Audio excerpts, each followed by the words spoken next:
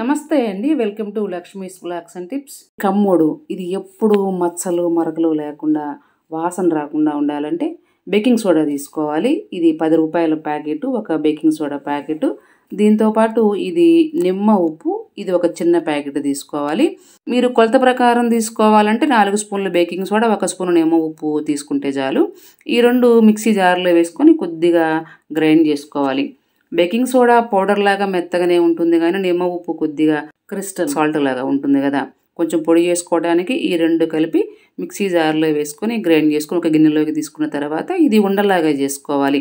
ఉండలాగా రావటం కోసము కొద్దిగా విమ్ లిక్విడ్ వేసుకోవచ్చు, లేకపోతే వాషింగ్ మిషన్ లిక్విడ్ ఉంటుంది కదా, అదైనా సరే వేసుకోవచ్చు. ఎక్కువ వేసుకోకూడదు, కొద్దిగా వేసుకుంటే చాలు. చూసుకొని వేసుకోవాలి. ఉండ రావటం కోసం చేసుకుంటే చాలు మనకి రౌండ్గా రావటానికి.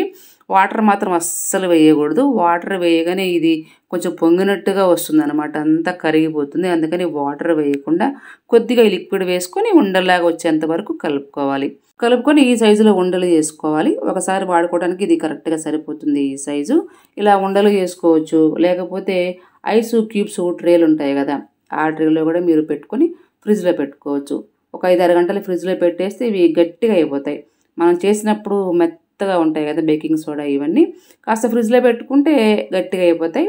తర్వాత వీటిని ఒక బాక్స్లో పెట్టుకొని కావాల్సినప్పుడు మీరు బాత్రూమ్ క్లీన్ చేసుకునేటప్పుడు కమ్మోడ్లోకి వాడుకోవచ్చు. కమ్మోడ్లో ఒక బాల్ వేసి 10 నిమిషాలు అలాగే ఉంచేస్తే చెడు బ్యాక్టీరియా ఏదైనా ఉంటే అదంతా కూడా ఇది క్లీన్ చేసేస్తుంది. బేకింగ్ సోడా, నిమ్మ ఉప్పు ఈ రెండు చాలా బాగా పనిచేస్తాయి మురికి లేకుండా బ్యాక్టీరియా శుభ్రం చేసుకోవడానికి. కలిపి ఇలా పెట్టుకుంటే మీరు 2 రోజులకి 3 రోజులకి ఒక బాల్ ఇందులో వేసుకొని కమ్మోడు మొత్తం శుభ్రం చేసుకోవచ్చు. చిన్నపిల్లలు సరిగా నీళ్లు కొట్టక బ్యాక్టీరియా ఉంటుంది, కొంచెం బ్యాడ్ స్మెల్ కూడా వస్తూ ఉంటుంది. రాకుండా ఉండాలంటే ఇలా కలుపుకొని మీరు ఈ టాబ్లెట్స్ అప్పుడప్పుడు కమ్మోడ్లో వేసుకొని శుభ్రం చేసుకుంటే చాలు. చేసుకోవటం కూడా చాలా ఈజీ, ఖర్చు కూడా చాలా తక్కువ.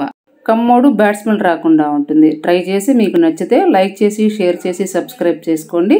మరొక మంచి వీడియోతో మళ్ళీ కలుద్దాం. మీ Lakshmi Prasanna. Thank you for watching.